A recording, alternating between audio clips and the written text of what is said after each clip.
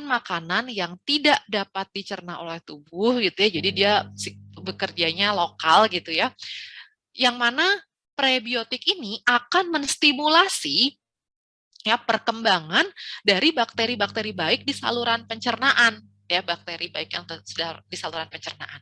Nah, susu formula kan tadi basicnya adalah susu sapi ya paling banyak ya. Susu sapi itu secara natural tidak mengandung prebiotik.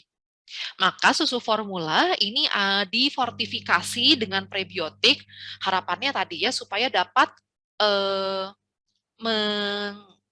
meningkatkan pertumbuhan dari bakteri baik di saluran pencernaan. Nah, contoh dari prebiotik itu memang adalah oligosakarida ya. Oligosakarida contohnya short chain galacto oligosakarida ataupun long chain fructo oligosakarida SCGOS, LCFOS. Nah, itu prebiotik. Kalau probiotik sendiri apa? Nah, probiotik ini adalah organisme hidupnya. Ya, jadi organisme-organisme hidup gitu ya, mikroba-mikroba hidup yang ketika diberikan dalam jumlah yang cukup ya, itu akan dapat memberikan health benefit atau keuntungan bagi kesehatan si host atau orang yang diberi asupan, anak ataupun orang dewasa yang diberi asupan tersebut. Nah, salah satu contoh bakteri baik, terutama kalau di sini kita bicara bakteri baik di saluran pencernaan, itu adalah dari genus Bifidobacteria dan Lactobacillus. Mungkin sudah pernah dengar ya, Bifidobacteria itu ada banyak sekali macam spesiesnya, ya, strainnya. Lactobacillus juga gitu, banyak sekali strainnya. Nah, efek dari probiotik itu sangat strain spesifik. Jadi Bifidobacteria strain ini akan strain A misalnya akan memberikan efek yang berbeda dengan Bifidobacteria strain B. Gitu. Jadi makanya kalau pada penelitian yang sebelumnya saya sebutkan, dia spesifik menyebutkan bahwa probiotik yang digunakannya adalah Bifidobacterium embreve M16V gitu. Nah, probiotik dan prebiotik tadi ketika diberikan bersamaan, maka gabungannya ini disebut dengan simbiotik. Ya.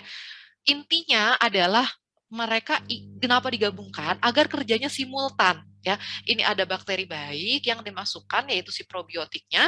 Nah, prebiotiknya membantu agar probiotik atau bakteri baik yang dimasukkan ini dia itu lebih survive di saluran pencernaan. Plus agar bakteri baik yang memang sudah ada di saluran cernanya anak ataupun orang dewasa yang diberikan suplementasi ini aktivitasnya akan lebih meningkat. Tadi kita sudah mengetahui susu formula jenisnya macam-macam. Terus kita mengetahui bahwa kalau anak yang lahir dengan metode sesar itu memang membutuhkan asupan nutrisi yang berbeda, di mana kalau dari penelitian yang sudah dilakukan itu adalah penambahan prebiotik dan probiotik pada susu formula yang diberikan untuk anak-anak yang lahir sesar itu dapat membantu mengurangi gut dysbiosisnya.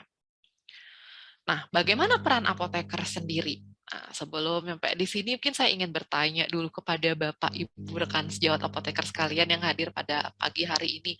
Bapak Ibu, kalau ada pasien ataupun customer datang ke pelayanan kefarmasian kita dan membutuhkan susu formula, biasanya informasi apa saja sih yang Bapak Ibu berikan kepada orang tua ataupun caregiver tersebut? Boleh dibantu di kolom chat, saya akan coba bacakan. Informasi apa saja nih? Apakah hanya, oh ini mereknya ini, harganya segini, atau mungkin Bapak Ibu juga menjelaskan kayak, Bu, nanti nyimpennya Bu harus tertutup, atau apa? Biasanya informasi apa saja yang Bapak Ibu sampaikan? Atau mungkin belum pernah? Oh, thank you. Ada yang sudah menjawab. Cara penyiapan, very good. Berapa sendok dalam berapa mili? Sesuai resep, tadi saya sudah sebutkan ya, ada beberapa susu yang memang itu adalah sesuai resep ya.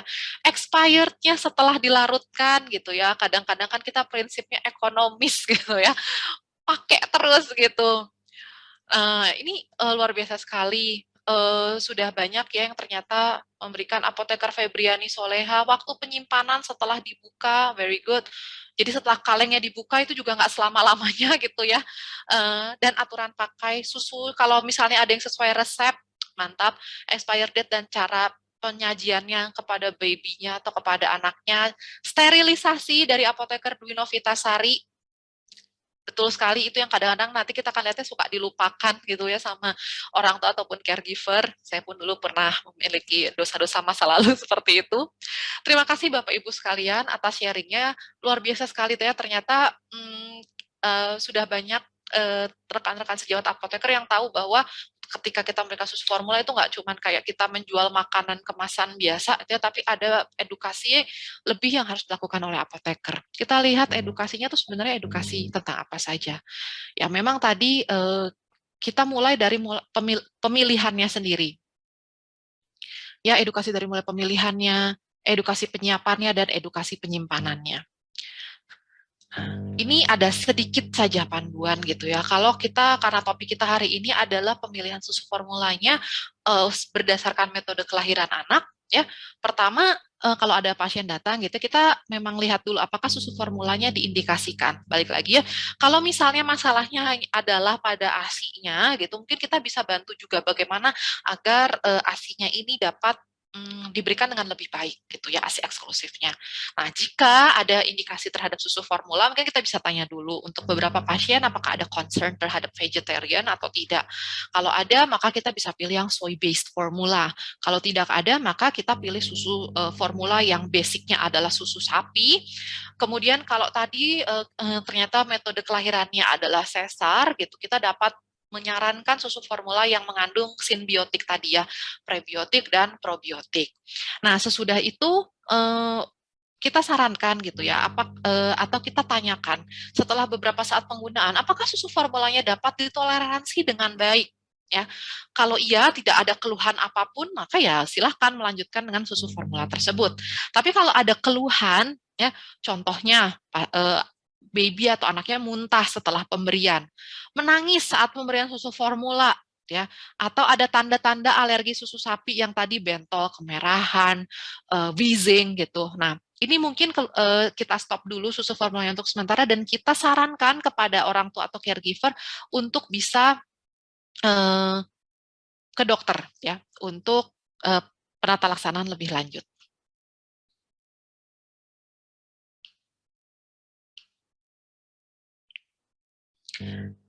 Poin-poin kalau kita sebagai apoteker ingin mengedukasi pemilihan susu formula, yang pertama adalah tadi tetap ya, ASI adalah yang utama. Jika ada indikasi baru dapat diberikan susu formula. Dan susu formula itu not fit for all. Saya masih suka menemui gitu ya, ya namanya juga ibu-ibu ya bergabung dalam banyak WA grup atau teman-teman yang sama-sama masih seumuran dan punya anak seumuran. Anak lu pakai susu formula apa gitu? Kok gendut ya gitu? Kok apa namanya? Kan kadang ya di Indonesia itu adalah apa namanya keberhasilan membesarkan anak dilihat dari dia tuh ginu-ginu atau enggak gitu kalau kata orang Jawa gitu, gembul atau enggak gitu. Ini ngebesarin anak apa ngebesarin gajah gitu kan. Nah, but anyway itu kan masih tetap sering terjadi ya. Jadi kadang-kadang tuh kita harus tetap mengedukasi ya kepada orang tua atau caregiver bahwa tidak semua susu formula itu untuk anak yang sama. Ya, jadi kalau anaknya memang tidak ada keluhan apa-apa ya tidak usah menggunakan susu formula yang tadi untuk lactose intolerance lah, yang protein terhidrolisis lah gitu. Tidak semata-mata karena susunya lebih mahal maka efeknya lebih bagus. Enggak. Jadi kita benar-benar harus memperhatikan kebutuhan nutrisi si anaknya tersebut. Ya, tepat kandungan, tepat usia peruntukannya juga gitu ya. Jangan karena aduh anaknya dua jaraknya sama gitu ya, udah deh kakaknya pakai susu dedeknya aja gitu ya, karena padahal kakaknya udah usia 2 tahun, yang satu masih baby gitu ya, usia berapa bulan, itu kan sudah jelas kebutuhan kalorinya berbeda, kebutuhan kandungan makronutrien dan mikronutriennya berbeda ya, jadi tepat usia peruntukan juga harus kita tanyakan, Bapak Ibu mohon maaf anaknya di rumah usia berapa, seperti itu.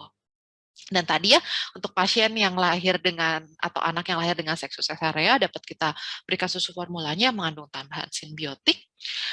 Pada saat memilih juga kita sarankan atau edukasi gitu ya, pastikan bahwa segelnya masih tertutup rapat dan expired date-nya belum terlewati.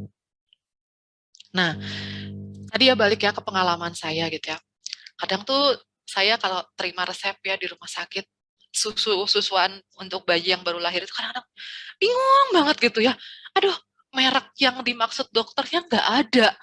Apa ya yang bisa menggantikan gitu, yang ada di rumah sakit kita